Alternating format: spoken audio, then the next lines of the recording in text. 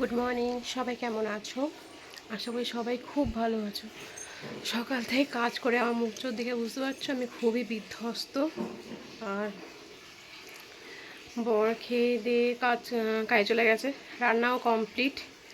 ছেলে পড়তে বসবে, ছেলে দিদিমণি আসবে। দেখো এখানে আমি বিছানা গুছিয়ে সব রেডি করে দিয়েছি। এখানে বই খাতা সব রেডি করে দিয়েছি। ও দিদিমণিটা বিকেলে আসে, আজ সকালের দিকে আসবে বলেছে। তো আজকে সকালে দিদিমণিটা আসুক, পড়িয়ে যাক, তাহলে বিকেলে ঘুমোতে পারবে। কাজ কমপ্লিট নয়, কাজ প্রচুর আছে।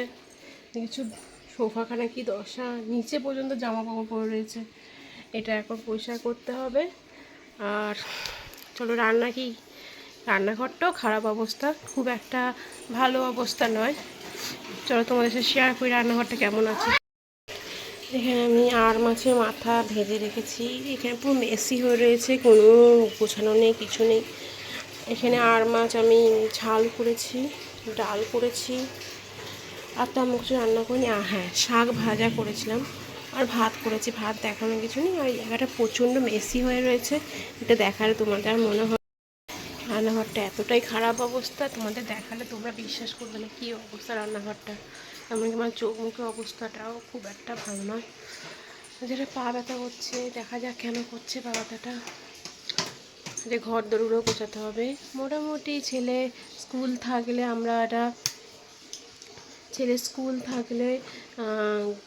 এর কাজগুলো হয়ে যায়। এবার ও আছে তো একটুখানি সমস্যাই হয়, দুষ্টুমি করে বেড়ায়।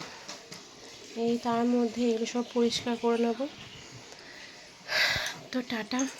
জানি না সারাদিন আর কী কাজ, কী করব না করব, কতটুকু শেয়ার করতে পারবো জানি না। বিকেলে বেরোবো, যদি পারি ভিডিও করে দেখাবো। গুড মর্নিং, সবাই কেমন আছো? আশা করি সবাই খুব ভালো আছো। সকাল থেকে কাজ করে আমার মুখ চোখ দেখে বুঝতে পারছো আমি খুবই বিধ্বস্ত। আর বর খেয়ে দিয়ে কাজে চলে গেছে, রান্নাও কমপ্লিট। ছেলে পড়তে বসবে, ছেলে দিদিমণি আসবে। দেখো এখানে আমি বিছানা গুছিয়ে সব রেডি করে দিয়েছি। এখানে বই খাতা সব রেডি করে দিয়েছি। ও দিদিমণিটা বিকেলে আসে, আজ সকালের দিকে আসবে বলেছে।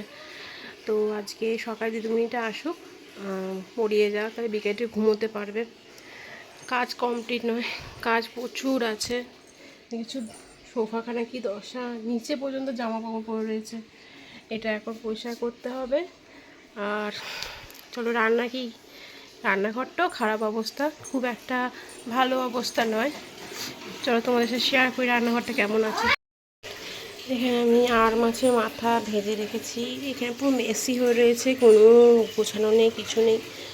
এখানে মাছ আমি ঝাল করেছি, ডাল করেছি, আর তো আমি কিছু রান্না করিনি। হ্যাঁ, শাক ভাজা করেছিলাম আর ভাত করেছি। ভাত দেখানো কিছু নেই, আর জায়গাটা প্রচণ্ড মেসি হয়ে রয়েছে।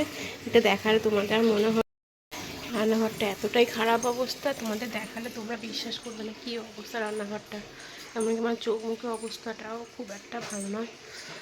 যেটা পা ব্যথা করছে, দেখা যাক কেন করছে পা ব্যথাটা। যে ঘর দৌড়ও গোছাতে হবে। মোটামুটি ছেলে স্কুল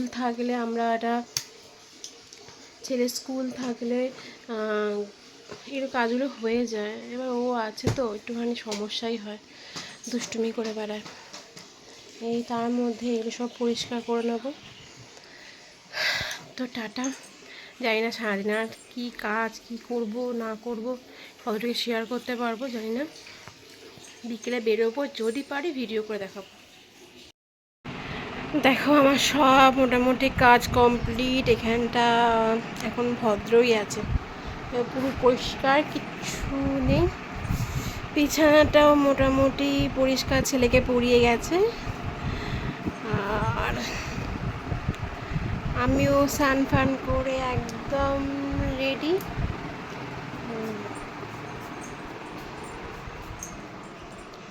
রান্নাঘরটা দেখো, রান্নাঘরটাও মোটামুটি পরিষ্কারই আছে। আমার বাসন মাজা হয়ে গেছে এখানে, আর যেটুকু আছে সেটুকু দরকার আছে বলে বাইরে আছে।